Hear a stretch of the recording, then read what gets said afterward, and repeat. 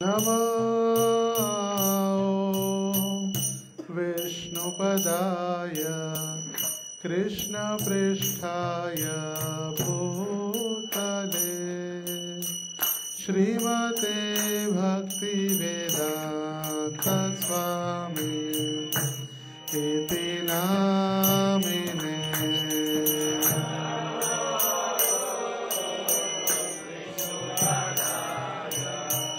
कृष्णपृष्ठाय भूतले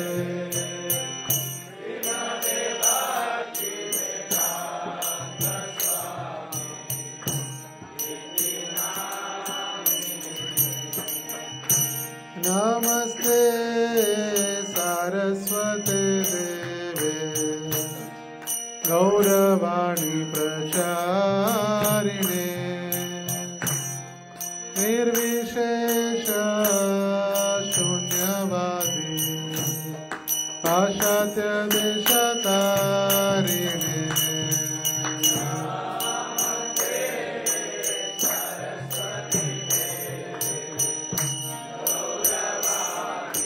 प्रचारिणे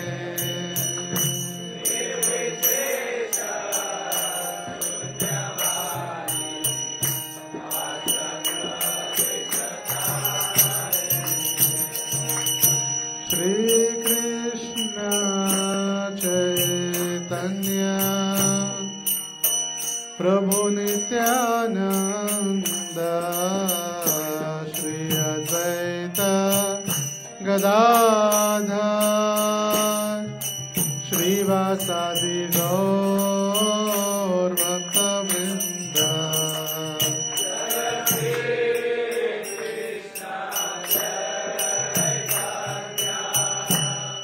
प्रभु नित्यानंद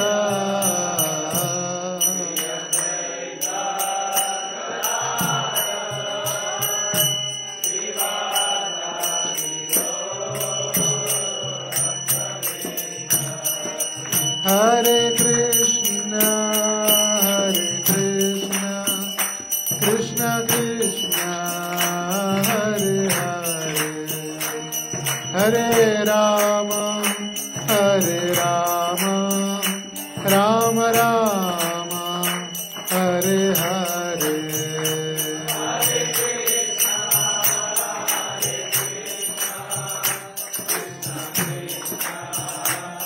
हरे हरे हरे राम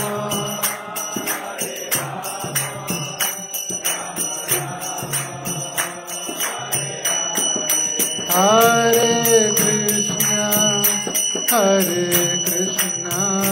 कृष्ण कृष्ण हरे हरे हरे राम राम राम हरे हरे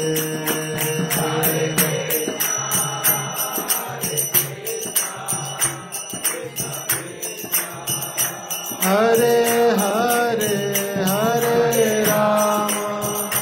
हरे राम राम राम हरे कृष्ण कृष्ण कृष्ण हरे हरे हरे राम राम राम हरे हरे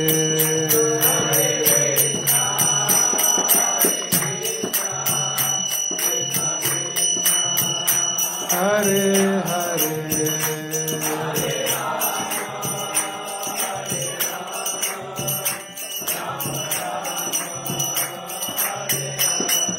जय राधा दामोदर राधा दामोदर राधे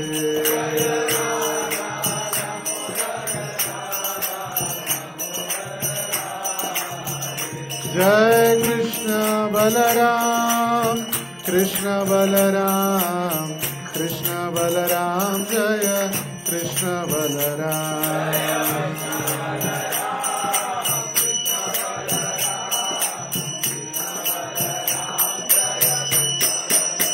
जय राधा गोपीनाथ राधा गोपीनाथ राधे राधा गोपीनाथ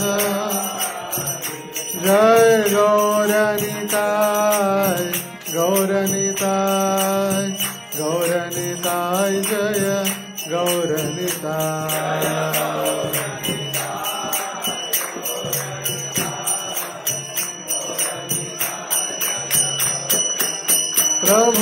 प्रभुपाद प्रभुपाद प्रभुपाद जय जय प्रभुपाद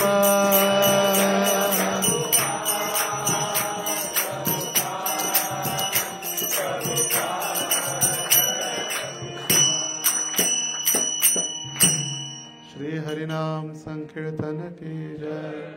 श्री श्री राधा गोपीनाथ की जय। श्री श्री राधा दामोदर की जय। कार्तिक मास की जय। समवेत गौर भक्त वृंद की जय। निताय गौर सीतानाथ प्रेमानंदे। हरे कृष्ण। बसा प्रजा। सर्वांनी हात जोडून माझ्या मागे म्हणा, ओम नमो भगवते वासुदेवाय। ओम नमो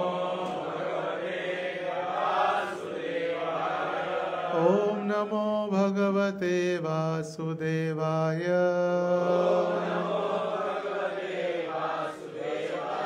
ओम नमो भगवते वासुदेवाय।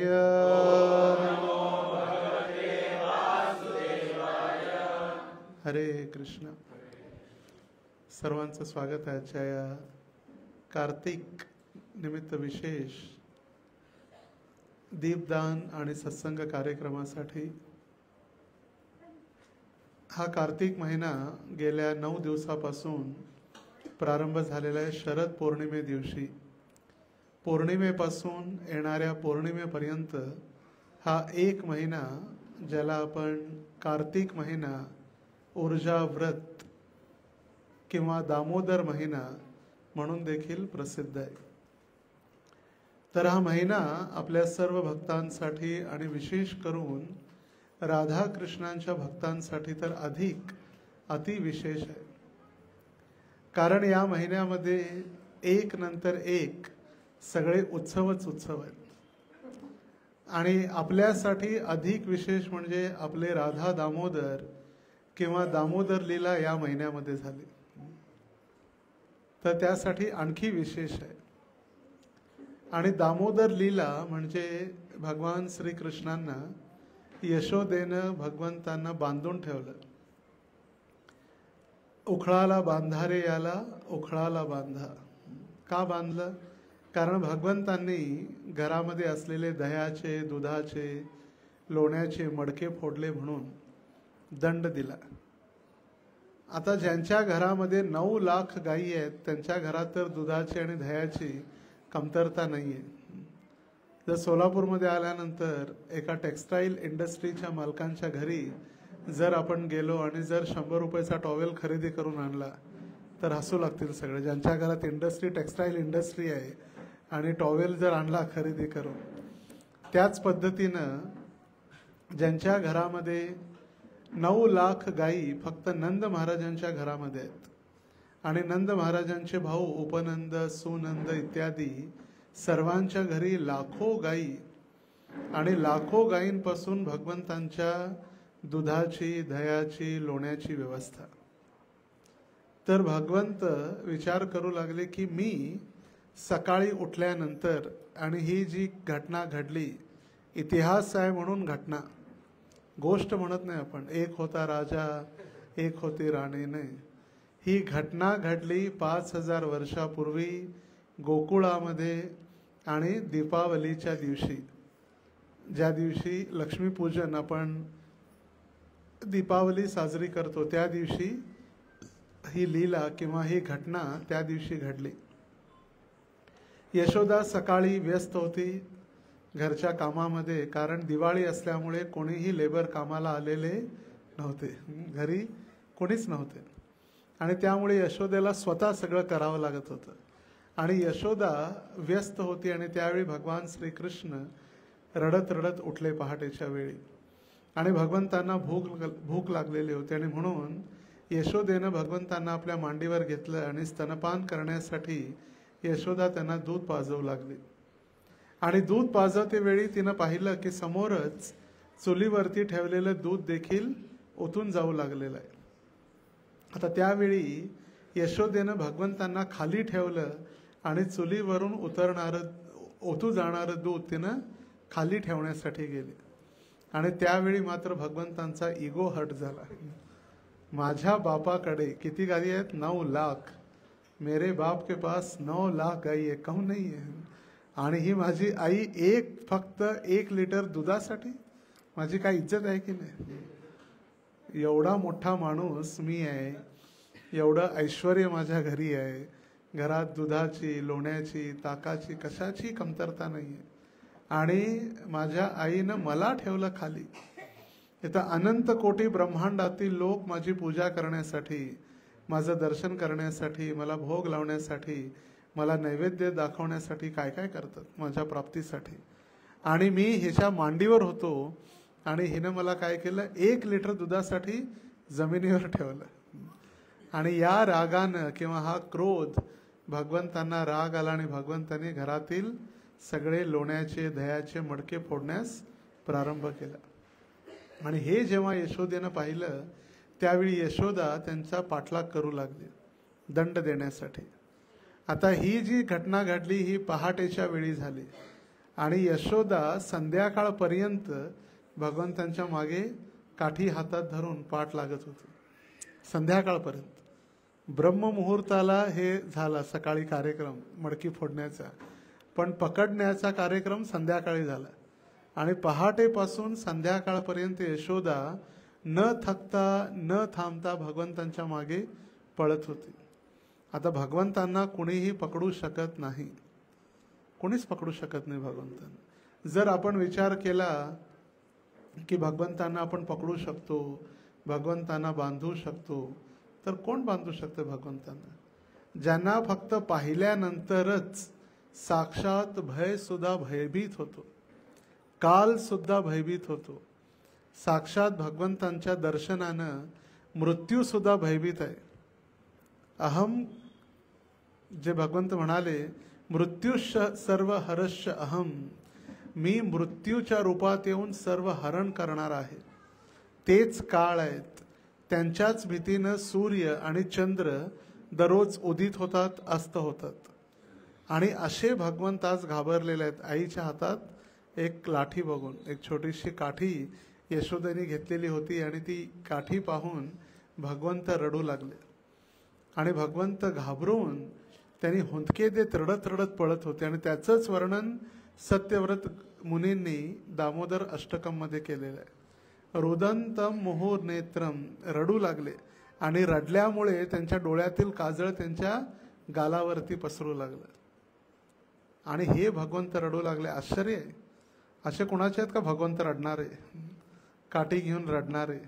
आपण पाहिले देवी देवता किंवा भगवंत कोणी असुराला मारणारे त्रिशूळ घेऊन किंवा त्रिशूळ घेऊन बसलेले किंवा आशीर्वाद दिलेले, कधी वाघावरती तर कधी हत्तीवरती, कधी सिंहावरती तर कधी बैलावरती, असे मोठमोठ्या असुरांना, राक्षसांना मारणारे देवता किंवा भगवंतांविषयी आपण ऐकलंय. आणि ते एक सर्वसाधारण बालक, 3.5 वर्षाचं बालक आहे आणि हातामध्ये यशोदेच्या काठी पाहिल्यानंतर रडू लागलेलं आहे. आणि संध्याकाळपर्यंत ही लीला झाली आणि संध्याकाळी यशोदेनं विचार केला त्यांना पकडल्यानंतर, आता हे कार्य करण्यासाठी किंवा मडकी फोडण्यासाठी साथीदार कोण होता? उखळ होती. कारण उखळवर चढून भगवंतांनी मटके तोडलेले होते. चोर चोर मौसेर भाई, तसं प्रभुपाद म्हणे, चोर चोर मौसेर भाई. खीरा चोर या हिरा चोर, चोर तो चोर है. खीरा म्हणजे काकडी, हिरा म्हणजे डायमंड. काकडी असो एक किंवा डायमंड असो, चोर तर चोर आहे. तर दोघांना एकत्र दंड भेटावा म्हणून यशोदेनं कोणत्याही खांब्याला किंवा दाराला किंवा झाडाला नाही बांधलं. उखळाने साथ दिली चढण्यासाठी म्हणून उखळाला आणि भगवंतांना दोघांना एकत्रित दंड, आणि म्हणून उखळाला दोरीनं बांधण्याचा प्रयत्न केला. आता भगवंतांना बांधणं तिच्यासाठी देखील अशक्य होतं, आणि त्या ठिकाणी प्रत्येक वेळी 2 बोटं दोरी कमी पडत होती. तर आचार्य म्हणतात एक बोट म्हणजे आपले प्रयत्न आणि दुसरं बोट म्हणजे भगवंतांची कृपा. जोपर्यंत भगवंतांची कृपा होत नाही तोपर्यंत भगवंतांना बांधणं प्राय असंभव आहे. आणि भगवंतांना बांधू शकतो एखादा व्यक्ती फक्त त्यांच्या प्रेमानं आणि भक्तीनं. आणि म्हणून त्या दोरीला सगळ्यात पहिला सत्यव्रत मुनी नमस्कार करत आहेत. नमस्तेस्तु दामने स्फुरत दीप्ती धामने त्वदीयोदरायाथ विश्वस्य धामने. सगळ्यात पहिला भगवंता मी प्रणाम करतो तुमच्या दोरीला, ज्या दोरीनं तुम्हाला बांधण्यासाठी तयार झाली किंवा तुम्हाला बांधण्यात यशस्वी झाली दोरी. आता ज्यांच्या पोटामध्ये विश्वस्य धामने, अनंत कोटी ब्रह्मांड ज्यांच्या पोटामध्ये आहेत त्यांना बांधण्याचा प्रयत्न झालाय. जर आपण फक्त सोलापूरला जरी बांधण्याचा प्रयत्न केला तरी म्हणजे मूर्ख आहेत. आणि मग त्यानंतर भारत देश आणि पृथ्वीला जर संपूर्ण परीघ फिरून जर पृथ्वीला बांधायचं म्हटलं तर अति मूर्खता आहे. कोण बांधू शकते? कुणीच बांधू शकत नाही.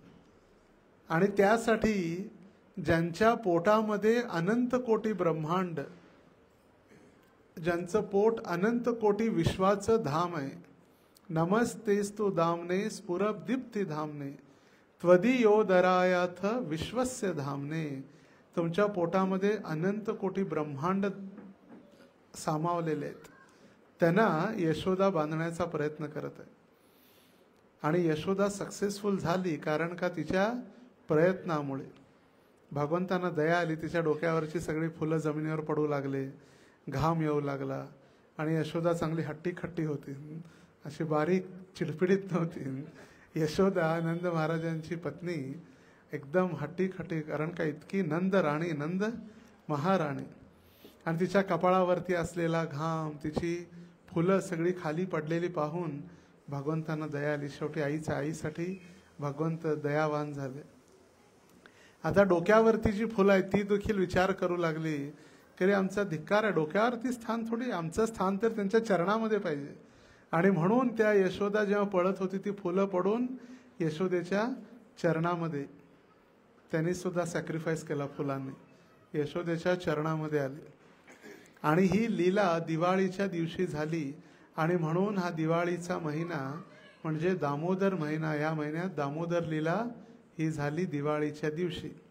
म्हणजे येत्या 21 तारखेला आणि 20 तारखेला जी अमावस्या आहे त्या दीपावलीच्या दिवशी ही घटना किंवा लीला ही त्या दिवशी झाली. आणि हा महिना तसा पहिला कार्तिक इतका पवित्र आहे की याच महिन्यामध्ये सगळ्यात पहिला राधाकुंडचा आविर्भाव झाला. राधा राणी श्रावण झाल्यानंतर अवतरित झाली. श्रावण अष्टमी कृष्ण जन्माला आले. भाद्रपद महिन्यामध्ये राधाराणी अवतरित झाली. आणि कार्तिक महिन्याच्या अष्टमीला त्यांचीच राधा राणींचं साक्षात तरल स्वरूप, जर राधा राणी दिव्य व्यक्ती आहे तर राधा राणीचं द्रवित स्वरूप जे आहे ते म्हणजे राधाकुंड आहे. आणि ते राधाकुंड प्रकट झालं कार्तिकच्या या अष्टमीला. कार्तिक अष्टमीमध्ये प्रकट झालं राधाकुंड. याच महिन्यामध्ये गोवर्धन पूजा देखील आहे. येत्या बुधवारी 22 तारखेला गोवर्धन पूजा, ज्या दिवशी भगवंतांनी आपल्या छोट्या डाव्या हाताच्या किरंगळीवरती 7 दिवस 7 रात्र गोवर्धन पर्वत धारण केला. हाच महिना आहे ज्या महिन्यामध्ये भगवान कृष्ण वत्सपाल कृष्ण होते, आता काय झाले, गोपाळ कृष्ण झाले. भगवंत अगोदर 5 वर्षाचे होते आणि 5 वर्षाचे होते तोपर्यंत त्यांना वत्सपाल म्हणजे वासरं चरण्याची अनुमती होती. आणि आता 5 वर्षापेक्षा मोठे झाले, पौगंड लीला प्रारंभ झाली. आणि भगवंत अष्टमीला, आता नंतरची जी येणारी अष्टमी आहे कार्तिकमध्ये, त्या अष्टमीला 30 तारखेला होते. 30 तारखेला अष्टमीच्या दिवशी भगवान गोपाळ झाले आणि याच महिन्यामध्ये भगवंतांनी रास नृत्य केलं. शरद पौर्णिमेपासून कार्तिक पौर्णिमेपर्यंत या महिन्यात शरद ऋतूचा महारास. तर अशा असंख्य लीला या दामोदर महिन्यामध्ये किंवा कार्तिक महिन्यामध्ये. आणि त्याचबरोबर हा कार्तिक महिना श्रीमती राधा राणी याची अधिष्ठाता आहे. जसं प्रत्येक महिन्याचे एक एक अधिष्ठाता देव आहेत, जसं भगवंत म्हणाले मासाणाम मार्गशीर्षो अहम, महिन्यामध्ये मार्गशीर्ष महिना मी आहे. पण कार्तिक महिन्याची अधिष्ठाता किंवा कार्तिक महिना श्रीमती राधा राणींचा आहे. कीर्तिदा म्हणजे कीर्तीला देणारी. कीर्ती हे राधा राणींचं नाव आहे आणि कीर्तिदा म्हणजे राधा राणींची आई. यशोदा म्हणजे यश देणारी. नारद नारायणाला देणारे. द म्हणजे प्रदान करणारे. वृंदायै तुलसी देव्यै प्रियायै केशवस्य च विष्णू भक्ती प्रदे देवी, प्रदान करणारी. प्रतेने प्रदे देवी जी प्रदान करणारी. विष्णू भक्ती आम्हाला प्रदान करणारी तुलसी महाराणी. तर अशी कीर्तीला प्रदान करणारी कीर्तिदा. आणि त्या कीर्तिदा किंवा कीर्ती वरून ह्या महिन्याचं नाव देखील आहे कार्तिक. आणि ऊर्जाव्रत देखील म्हटलेलं आहे. ऊर्जेश्वरी श्रीमती राधा राणींचं नाव आहे, ऊर्जेश्वरी. आणि या महिन्यामध्ये भक्त व्रत करतात राधा राणींच्या प्रसन्नतेसाठी, म्हणून नाव आहे ऊर्जाव्रत. तपस्या जी केली जाते राधा राणींच्या प्रसन्नतेसाठी. आणि म्हणून हा महिना आपल्यासाठी इतका महत्वाचा आहे. जसं राधा कृष्णांचे आपण गौडीय भक्त आहोत आणि म्हणून गौडीयांसाठी राधा राणींचा महिना अगदी भगवंतांप्रमाणेच प्रिय आहे. जशी राधा राणी भगवंतांना प्रिय आहे तसेच हा महिना देखील भगवंतांना प्रिय आहे. कार्तिक न समम मासो, कार्तिक प्रमाणे महिना नाही आहे. भगवंतांप्रमाणे अच्युत भगवंतांप्रमाणे देव नाही आहेत. गंगाप्रमाणे नदी नाही आहे. आणि त्याचप्रमाणे भगवंतांच्या भक्तीप्रमाणे दुसरी कोणतीही आराधना या महिन्यामध्ये नाही. आणि शरद पौर्णिमेपासून कार्तिक पौर्णिमेपर्यंत संपूर्ण महिना हा भक्तांच्या आनंदासाठी आणि विशेष करून वृंदावनात ब्रजवास करण्यासाठी सांगितलं. कारण काय सगळ्या लीला कुठं झाला? वृंदावनात झाल्या. आणि म्हणून मथुरा वृंदावनमध्ये हजारो लाखोंच्या संख्येनं भक्त येतात या भगवंतांच्या लीलांचं दर्शन करण्यासाठी, भगवंतांना दीप अर्पण करण्यासाठी, कथेचं श्रवण करण्यासाठी, भगवंतांच्या लीला धामामध्ये तपस्या करण्यासाठी, ज्या ठिकाणी भगवंतांनी या सगळ्या लीला केल्या. आता जर कुणाला ओळखायचं असेल किंवा कुणाला शोधायचं असेल तर काय पाहिजे आपल्याला? नाव आणि पत्ता. नाव पक्का असेल आणि पत्ता असेल घरचा तर व्यक्ती शोधू शकतात. तर भगवंतांचं नाव आहे कृष्ण वसुदेव यादव. भगवंतांचं पूर्ण नाव जे वासुदेवांचे पुत्र, वसुदेवांचे पुत्र वासुदेव, कृष्ण वसुदेव यादव. मथुरेमध्ये जन्म झाला. वृंदावनात भगवंतांचा गोकुळ आहे, महावन आहे, नंदगाव, बरसाना ॲड्रेस झाला, नाव झालं. आणि भगवंतांनी कुठं काय काय लीला केल्या ते पण सगळं आहे डिटेलमध्ये. आणि अशा ठिकाणी भगवंतांना शोधण्यासाठी जास्त कष्ट करावं लागत नाही. आरामात भगवंतांच्या घरात जाऊन आपण भेटतो भगवंतांना. आणि लोक म्हणतात की कुठं आहेत भगवंत, दाखवा. भगवंतांनी ज्या भोजन थाळीमध्ये खाल्ली ते भोजनची प्लेट सुद्धा अजून आहे. काम्यवनमध्ये भोजन स्थली नामक जे स्थान आहे त्या ठिकाणी आता दररोज भगवंतांना कशाला त्रास? ताट लावा, ताट धुवा, प्लेट घेऊन या, प्लेट धुवा, पत्रावळ्या आणा, कचरा होणार. मग पर्वतामध्येच ताटं तयार झालेली आहेत, ऑटोमॅटिक ताटं, परमनंट प्लेट पर्वतामध्ये. आणि भगवंत तिथं दररोज आपल्या मित्रांसोबत भोजन करायचे दुपारी गाई चारायला जाण्यासाठी. भगवंतांनी जो गोवर्धन पर्वत उचलला, आजही गोवर्धन पर्वत जसा आहे तसा, थोडा कमी झालाय पण पर्वत अजून ॲज इट इज आहे. नमस्ते गिरिराजाय श्री गोवर्धन नामिने, अशेष क्लेशनाशाय परमानंददायिने. जे भगवंतांचा प्रतीक असा गोवर्धन आज इट इज आहे. यमुना, ज्या यमुनेमध्ये भगवंतांनी लीला केल्या, स्नान केलं, त्या कालियाला भगवंतांनी दमन केलं, असे सगळ्या लीला ज्या ठिकाणी झाल्या ती यमुना देखील आहे. आणि ब्रज की रज, ज्या जमिनीमध्ये भगवंत राहिले, खेळले, अंगावरती माती उडवली भगवंतांनी, जमिनीत लोळले, ती माती सुद्धा आहे. तर तीन गोष्टी 5000 वर्षानंतर देखील ॲज इट इज, जशा आहेत तशा. 5000 वर्ष झाली, बरंच काही रूपांतर झालं, वन बदलले, झाडं कापण्यात आली, पण तीन गोष्टी ॲज इट इज, जशा 5000 वर्षापूर्वी होत्या तशा आजही आहेत. नंबर 1 ब्रज की रज, नंबर 2 यमुना आणि नंबर 3 गोवर्धन. आणि 5000 वर्षानंतर फक्त आज गोवर्धन पर्वताची परिक्रमा करता करता नाकी नऊ येतात. पूर्ण दिवस जातो.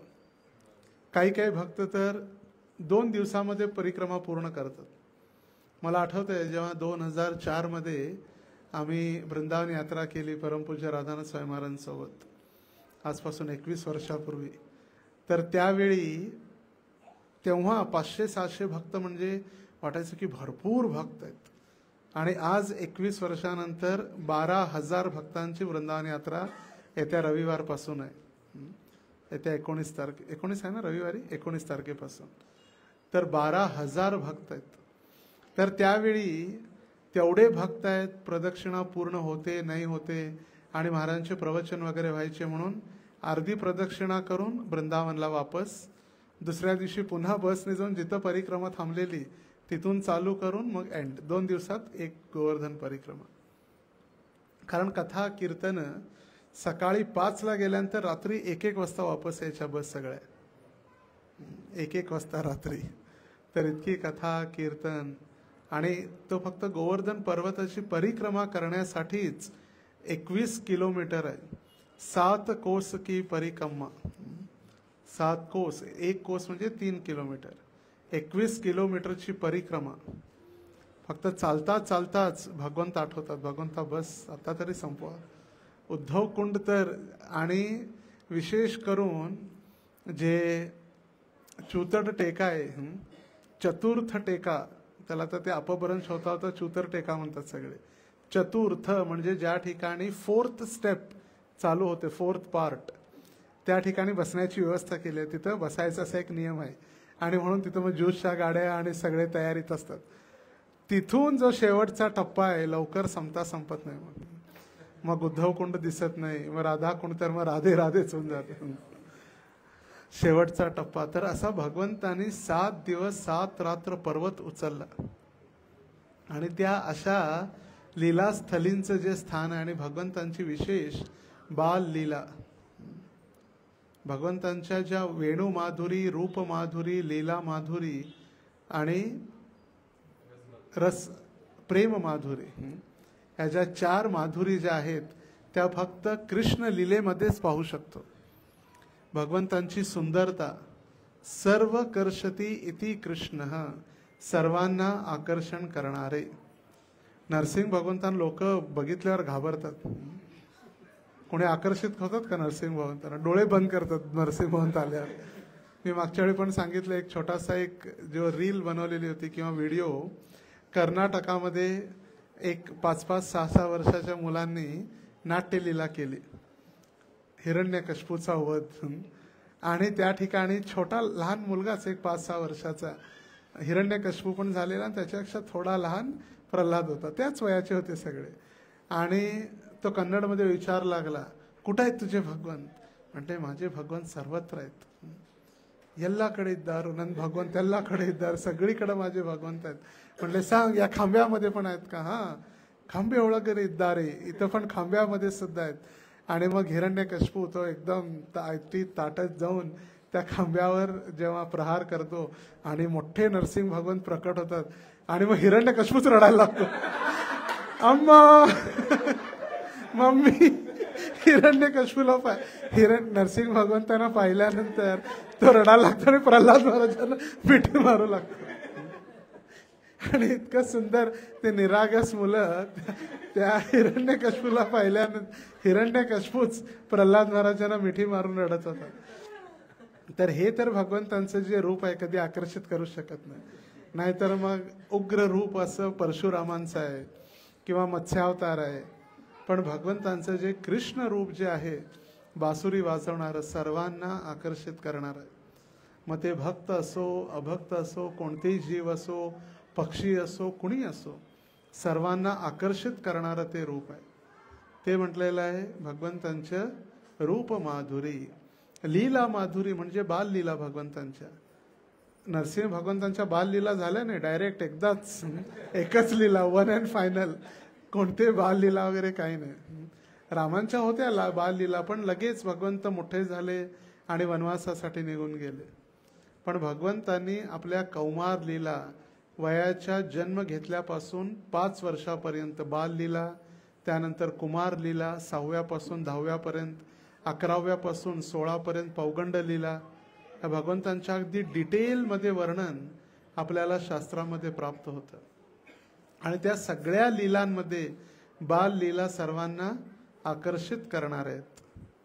लीला माधुरी, रूप माधुरी, लीला माधुरी, वेणू माधुरी. भगवंतांची वेणू, मुरली आणि बासरी हे 3 वेगळे वेगळे प्रकार आहेत. नावं तीच नाही आहेत. आपण म्हणतो तीच बासरी आहे, तीच वेणू आहे किंवा तीच बन्सी आहे. नाही, बासरी वेगळी आहे, वेणू वेगळी आहे आणि बन्सी वेगळी आहे. बासरी वाजली, बासरीचं नाव घेता बासरी म्हटली, मी पण आहे. तर वेणू म्हणजे जी लांब असते 2 ते 2.5 फुटापर्यंत, तिचा उपयोग गायींना बोलवण्यासाठी एका विशिष्ट कार्यासाठी. बन्सी तिच्यापेक्षा छोटी आणि बासरी तिच्यापेक्षा, वेणू सगळ्यात छोटी असते आणि बासरी सगळ्यात मोठी असते. मग गायींना बोलवण्यासाठी वेगळं, मित्रांना बोलवण्यासाठी वेगळी, गोपींना बोलवण्यासाठी वेगळी आणि प्रत्येकीचा आवाज देखील वेगळा. ती वेणू माधुरी. आणि सगळ्यात शेवटी प्रेम माधुरी, भगवंतांचं प्रेम जे आपल्या भगवंतांच्या भक्तांप्रती आहे. असं प्रेम भगवंतांच्या दुसऱ्या कोणत्या अवतारामध्ये नाही. प्रेम असं आहे भगवंतांचं, ज्यावेळी भगवान श्रीकृष्ण द्वारकेत होते आणि द्वारकेमध्ये उद्धवजी आणि द्वारकेमध्ये कृष्ण सोबत राहायचे बराच वेळ. अगदी खास मित्र दोघं, उद्धव आणि कृष्ण. उद्धवजीने कधीही आपण कपडे खरेदी केले नाही. भगवंतांचेच महाप्रसाद कपडे, रंग सुद्धा भगवंतांसारखाच, पोशाख भगवंतांसारखा. त्यामुळे कधी कधी लोकांना डाऊट वाटायचा, कृष्ण हे आहेत की हे आहेत.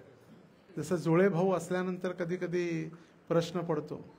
जसं जननिवास प्रभू आणि पंकजांगरी प्रभू, फक्त एकाच्या घड्याळ, एकटे घड्याळ घालायचे, एकटे घड्याळ घालत नव्हते, त्यानुसार ओळखायचे सगळे. तर इतकी साम्यता, कपडे तसे, शेविंग, चेहरा सगळं अगदी हुबेहूब. तर ते भगवंत उद्धवासोबत ज्यावेळी राहायचे त्यावेळी उद्धव रात्रभर, क्षमा करा, कृष्ण रात्रभर रडायचे. आणि भगवंतांचं रडणं पाहून उद्धवजीने विचारलं, म्हटले भगवंता, सगळं जग तुमच्यासाठी रडतंय, तुम्ही कोणासाठी रडता? जग तुमच्या प्राप्तीसाठी रडू लागले आणि तुम्ही रडता, आश्चर्याची गोष्ट आहे. आणि त्यावेळी भगवंतांनी सांगितलं, मी माझ्या भक्तांसाठी रडतो, भक्तांच्या विरहामध्ये मी रडतो. कारण ज्या भक्तांनी माझ्यासाठी सर्वस्व अर्पण केलेलं आहे, समाज, प्रतिष्ठा, आपलं धन, आपलं सौंदर्य, मानस, देह, गेह, जे काही त्यांच्याजवळ आहे सगळं त्यांनी माझ्यासाठी अर्पण केलेलं आहे. आणि त्यांना मी काय देतो? फक्त दुःख आणि कष्ट माझ्यामुळे होतं. आणि म्हणून मी त्यांच्यासाठी मी विरह करत आहे. तर हे भगवंतांचं प्रेम जे आपल्या भक्तांसाठी रडतं. आणि ह्या 4 गुण जे आहेत ते फक्त भगवंतांमध्येच आणि विशेष करून श्रीकृष्णामध्ये आढळतात. आणि या सर्व लीलांचा हा महिना, या महिन्यामध्ये या सर्व लीला झाल्या आणि म्हणून याचं नाव दामोदर मास, दामोदर लीला झाली म्हणून दामोदर महिना. सगळे भक्त भगवंतांना प्रसन्न करण्यासाठी व्रत करतात म्हणून ऊर्जा व्रत, ऊर्जेश्वरी श्रीमती राधाराणींचा. आणि कीर्ती म्हणजे राधाराणी. आपण जेव्हा बरसाण्याला जाल त्यावेळी एक मोठं मंदिर आहे, जगत गुरु कृपालू परिषद, कृपालू महाराजांचं जे सगळ्यात मोठं रंगिली महल म्हणून आहे, त्या ठिकाणी सगळ्यात मोठं मंदिर जे आहे कीर्ती मंदिर आहे. श्रीमती राधा राणींचं नाव कीर्ती आणि म्हणून मंदिराचं नाव कीर्ती मंदिर. अगोदर रंगिली महल म्हणून प्रसिद्ध होता, पण आत्ता अगदी सुंदर मार्बलचं मंदिर झालंय कीर्ती मंदिर. श्रीमती राधा राणी आणि त्यांच्या नावावरून हा कार्तिक महिना. आणि या महिन्यामध्ये ही दामोदर लीला झाली म्हणून भगवंतांना आपण दररोज दीपदान करतो. भगवंतांना दीपदान का करतो? या महिन्यामध्ये दामोदर लीला झाली म्हणून. याच महिन्यामध्ये दिवाळीला प्रभू रामचंद्र अयोध्येला वापस आले आणि सर्व भक्तांनी दीप आवली, आवली म्हणजे रांक, दीपांची रांक लावून भगवंतांचं स्वागत अयोध्येमध्ये केलं. ज्या दसऱ्याच्या दिवशी भगवंतांनी रावणाचा वध केला आणि दिवाळीला भगवंत अयोध्येला परत आले. ओरी सखी मंगल गाओरी जे आपण भजन ऐकतो ते अयोध्यावासियांनी प्रभू रामचंद्रांच्या स्वागतासाठी म्हटलेलं. ओरी सखी मंगल गाओरी धरती अंबर सजाओरी आज उतरेगी पी की सवारी. हे जे भजन जे आहे अयोध्यावासियांनी प्रभू रामचंद्रांच्या स्वागतासाठी म्हटलं. आणि म्हणून आपण हा दीपोत्सव पौर्णिमेपासून पौर्णिमेपर्यंत आणि येणारी जी पौर्णिमा आहे कार्तिक पौर्णिमा किंवा त्रिपुरारी पौर्णिमा देखील म्हटलं जातं. त्रिपुरारी पौर्णिमा, त्रिपूर नामक असुराचा वध ज्या दिवशी झाला म्हणून त्रिपुर आरी, आरी म्हणजे मारणे, वध करणे. त्रिपूर नामक असुराचा वध झाला म्हणून त्रिपुरारी पौर्णिमा. आणि त्याच दिवशी देव दिवाळी देखील म्हटलेली आहे. देवतांची दिवाळी त्या दिवशी असते आणि तो दिवाळीचा मग शेवटचा दिवस, जी सुरुवात होणार आहे उद्या एकादशी पासून पौर्णिमेपर्यंत 5 नोव्हेंबर पर्यंत. उद्या किती तारीख? 17. 17 पासून 5 म्हणजे बरोबर 13 ते 14 दिवस. उद्या सगळ्यात पहिला एकादशी, रमा एकादशी किंवा बसू बारस, ज्या दिवशी भगवंतांचं जे प्रेम आपल्या वत्सांप्रती आहे म्हणून गाई आणि वासरांची पूजा. नंतर धनतेरस, धनत्रयोदशी, त्यानंतर मग अमावस्या, लक्ष्मी देवीचं प्राकट्य, मग बलिप्रतिपदा, पाडवा इत्यादी हा उत्सवांचा हा सीझन आहे. आणि याच महिन्यामध्ये दररोज फक्त सोलापूरमध्ये दामोदर आहेत म्हणून नाही, सगळ्यात संपूर्ण जगामध्ये ज्या ज्या ठिकाणी कृष्ण मंदिर आहेत, कृष्ण भक्त ज्या ज्या ठिकाणी आहेत, त्या संपूर्ण जगामध्ये हा दीपोत्सव साजरा केला जातो. आणि आपल्याला ऐकून आश्चर्य वाटेल की सगळ्यात मोठा कार्यक्रम जो दीपदानचा होतो तो कुठं होत असेल जगात? दीपदानाचा कार्यक्रम कुठं? वृंदावनमध्ये नाही, दुबईमध्ये होतं. सगळ्यात मोठ्याला आहे दामोदर देश. दुबईचं नाव परमपूज्य जयपताका महाराजांनी ठेवलंय दामोदर देश. अबुधाबीचं नाव अवतारी देश. शारजाचं नाव श्याम देश. श्याम देश, दामोदर देश आणि अवतारी देश. तर दामोदर देशमध्ये सगळ्यात मोठा हा जो आपण दीपदानाचा कार्यक्रम आज ठेवलेला आहे गोविंदराम प्रभूंच्या घरी, तर हा कार्यक्रम सगळ्यात मोठा दुबईमध्ये होतो. सगळीकडे वेगवेगळ्या ठिकाणी जाऊन आणि सगळ्यांकडून दीपदान करून घेण्याचा कार्यक्रम म्हणून देशाचं नावच बदललं. गल्लीचं आणि मंदिरचं नाही, डायरेक्ट देशाचंच नाव, दामोदर देश. आणि हा कार्यक्रम आपण संपूर्ण कालच विनायक नगरमध्ये झाला. आणि विनायक नगरमध्ये तरी कीर्तनासहित दीपदान, नगर संकीर्तन, थांबा, घरच्या लोकांना बोलवा, वेगवेगळ्या दीपदान करा, थोडं पुढं, आणि तो काही लोकांना बोलवा, हां प्रत्येकाच्या दरवाजात भगवंत डोक्यावर. कारण आपण एवढे आजारी झालेलो आहे की मंदिरात जाण्यासाठी वेळ नाही आहे. डॉक्टर आहेत तिथे 2-2 सिव्हिल हॉस्पिटलचे आणि रुग्णालयाचे.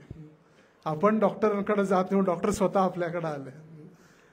जसं कधी कधी व्यक्ती आजारी पडतो आणि थोडाफार जर आजारी असेल तर त्याला आपण दवाखान्यात घेऊन जातो, डॉक्टर चेकअप करा, OPD ना, आउट पेशंट डिपार्टमेंट. तर तिथं चेक करा, इंजेक्शन द्या, मग त्याला घेऊन येतो. पण कधी कधी पेशंट इतका आजारी पडतो, त्याला उठता येत नाही, बसता येत नाही, चालता येत नाही, आणि मग डॉक्टरांकडे घेऊन जाणं कठीण होऊन जातं. आणि म्हणून मग डॉक्टरांना घरी बोलावं लागतं, डॉक्टर तुम्ही या, आणि मग डॉक्टरांनी त्याचं चेकअप करतात. तसं या संसारामध्ये सगळे इतके व्यस्त झालेले आहेत, भगवंतांच्या मंदिराकडे जायला वेळ नाही. महाराज मंदिर में क्या मरने के लिए फुर्सत नहीं, मरने के लिए फुर्सत नहीं, मंदिर में बुला रहे. आणि त्यासाठी भगवंत जगन्नाथ रथयात्रेमध्ये, शोभायात्रेमध्ये, नगर संकीर्तनमध्ये, काल तेच होतं, गल्ली गल्ली बोळात कधी विचार सुद्धा आपण करू शकत नाही. आणि असं पण नाही की मोठे मेट्रो सिटी आहेत किंवा मोठे महामार्ग आहेत, कुठली ती राष्ट्रीय नवीन मार्ग, समृद्धी मार्ग आहे, किंवा दिल्ली मुंबईचे मोठे रस्ते आहेत. अगदी गल्ली बोळामध्ये भगवंत, आणि प्रत्येकांना बाहेर बोलून दीपदान. किती सौभाग्य आहे. आणि तेच सौभाग्य आज आपल्याला प्राप्त झालेलं आहे. आणि 1 महिना प्रेमाचा उत्सव, बाकी कुठले उत्सव चालतात का 1 महिना? लयतले 1 दिवस 2 दिवस, भागवत कथा लयच झाली 7 दिवस, बस 8व्या दिवशी कोणी दिसणार नाही. पण हा प्रेमाचा महिना 1 महिना चालणारा उत्सव आहे. भगवंतांची लीला माधुरी, प्रेम माधुरी, रूप माधुरी आणि वेणू माधुरी 1 महिना, पौर्णिमेपासून पौर्णिमेपर्यंत. आणि म्हणून आपण वेगवेगळ्या ठिकाणी एकत्रित येऊन भगवंतांना दीप अर्पण करतो. तर आता दीप आपण अर्पण करतो,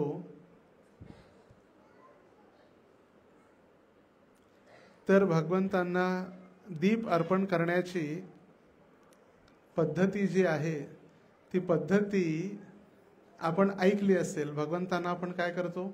सगळ्यात पहिला भगवंतांच्या चरणांना किती वेळा दीप अर्पण करतो? 4 वेळा. नंतर नाभीला किती वेळा? 2 वेळा. सगळ्यांनी आठवणीत ठेवा, आता प्रत्येकाने दीपदान करायचं आहे. पहिला थेअरी, आता ही थेअरी क्लासमध्ये थेअरी आहे, आणि नंतर मग प्रॅक्टिकल आहे. तर थेअरी नंतर प्रॅक्टिकल जेव्हा होईल, भगवंतांच्या चरणांना 4 वेळा, नाभीला 2 वेळा, नंतर चेहऱ्याला 3 वेळा, आणि नंतर संपूर्ण शरीराला 7 वेळा. कोण सांगू शकते का? ज्यांनी प्रवचनात ऐकलेलं असेल ते सोडून, पाठीमागचे लेडीज फर्स्ट, कोण सांगू शकते काय सायन्स आहे याच्या मागे? 2 वेळा करू शकलो असतो, एकदा पण केलं काय फरक पडते?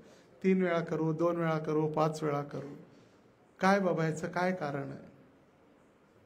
नाही, पुस्तकात लिहिलेलं आहे म्हणून, वैष्णव गीतमध्ये सांगितलं म्हणून, आमच्या काउन्सिलरने सांगितलं म्हणून, नाहीतर रील्समध्ये बघितलं म्हणून दीप असा वळ रील्समध्ये.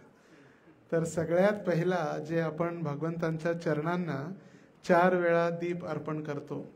जन्म मृत्यू जरा व्याधी. भगवंता आम्हाला जन्म मृत्यू, जरा म्हणजे म्हातारपण आणि व्याधी म्हणजे आजारपण, याच्यातून आम्हाला मुक्त करा. कुणाकुणाला आजारी पडायचं नाहीये, कुणाची इच्छा असते आजारी पडायची नाही? प्रत्येकाची इच्छा असते मी आजारी पडू नये. कुणाची इच्छा आहे मी म्हातारा व्हावा म्हणून? कुणाचीच नाही. कुणाची इच्छा आहे मी लवकर म्हातारा व्हावा म्हणून? उलट सगळ्यांना वाटते म्हातारा होऊ नये म्हणून तर कॉस्मेटिक इंडस्ट्री चालली एवढी, फेअर अँड लवली से लेकर आणि काय काय चाललेलं. मैं बुढा नहीं बनू जल्दी. जन्म मृत्यू जरा व्याधी म्हणजे जन्म नको भगवंता, मला मृत्यूपासून रक्षण करा, म्हातारपणापासून आणि आजारपणापासून. 4 वेळा. नंतर भगवंतांच्या नाभीला 2 वेळा. 2 वेळा याचा अर्थ आहे लौकिक आणि परलौकिक. या संसारामध्ये जे द्वंद्व चालू असतं, हे माझं, हे तुझं, काळा गोरा, माझा परका, गरीब श्रीमंत, हे जे द्वंद्व चाललेलं आहे भांडण, त्या लौकिक आणि परलौकिक मधून सुद्धा आम्हाला द्वंद्वातून मुक्त करा. आणि आता तिसरं, भगवंतांच्या चेहऱ्याला 3 वेळा.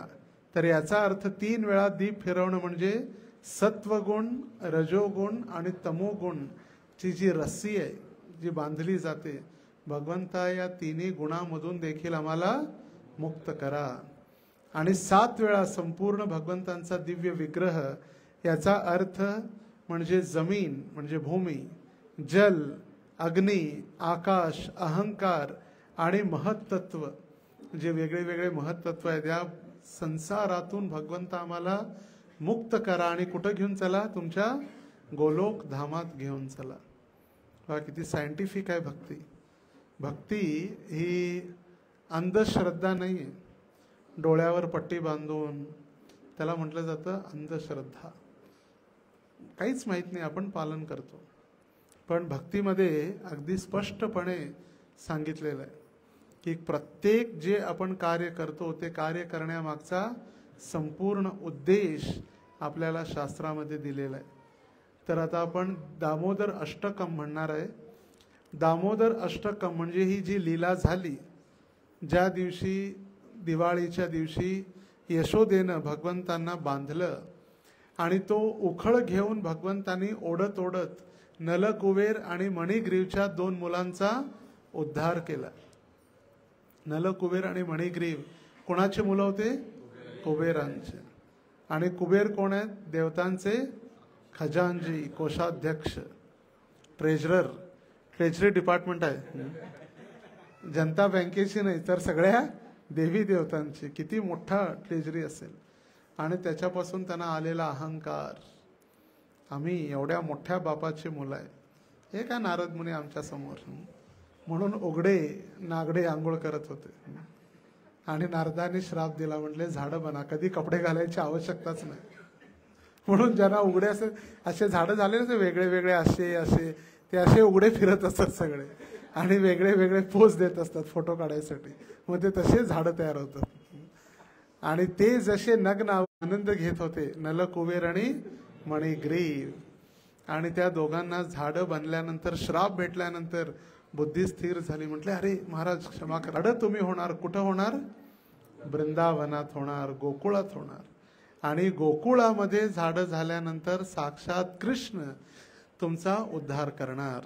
आणि त्या उखळाने भगवंतांना बांधलेलं जे उखळ होतं, भगवंत खेचत खेचत खेचत घेऊन आले आणि दोन्ही झाडांच्या मध्ये अडकलं. आणि ते झाड, दोन्ही झाड भगवंत हलवू लागले जोर जोरात जोर जोरात. आणि तिसऱ्यांदा एकदा जो झटका दिला, दोन्ही झाडं धडामकन पडले. आणि नलकुबेरचे 2 पुत्र, नलकुबेर आणि मणिग्रीव कुबेराचे 2 पुत्र प्रकट झाले आणि प्रार्थना करू लागले. आणि ती प्रार्थना त्यांची इतकी सुंदर आहे, आपण गेल्या वेळी देखील ती प्रार्थना आपण ऐकली किंवा त्या प्रार्थनेवरती आपण चर्चा केलेली होती. तर ती प्रार्थनेमध्ये ते दोन्ही भाऊ प्रार्थना करतात,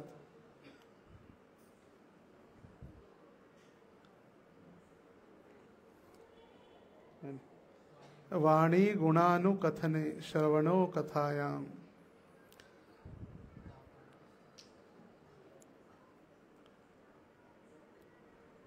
भागवतमचा 10व स्कंद 10वा अध्याय आणि श्लोक संख्या 38 ही शेवटची प्रार्थना आहे नलकुबेर आणि मणिग्रीवांनी केलेली. वाणी गुणानुकथने श्रवणो कथायाम हस्तौ च कर्म सुमनस्तव पादयोर्न स्मृत्या शिरस्तव निवास जगत प्रणामे दृष्टिं सदा दर्शनेस्तु भवन्तनूनाम.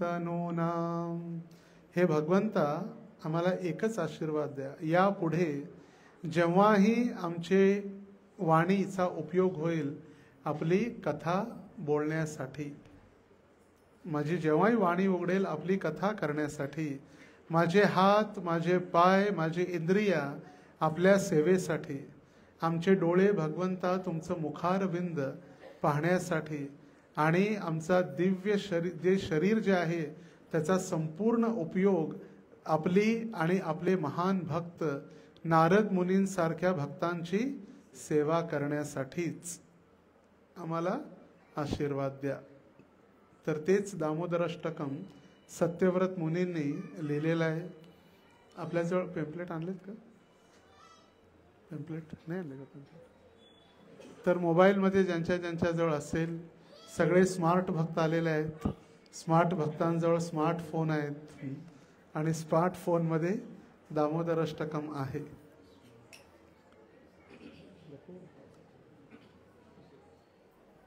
रसिक शेखरपूर आहेत का?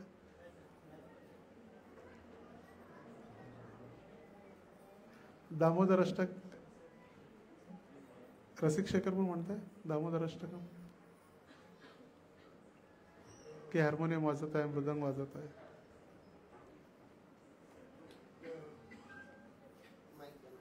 गाता या. श्री श्री राधा दामोदर भगवान की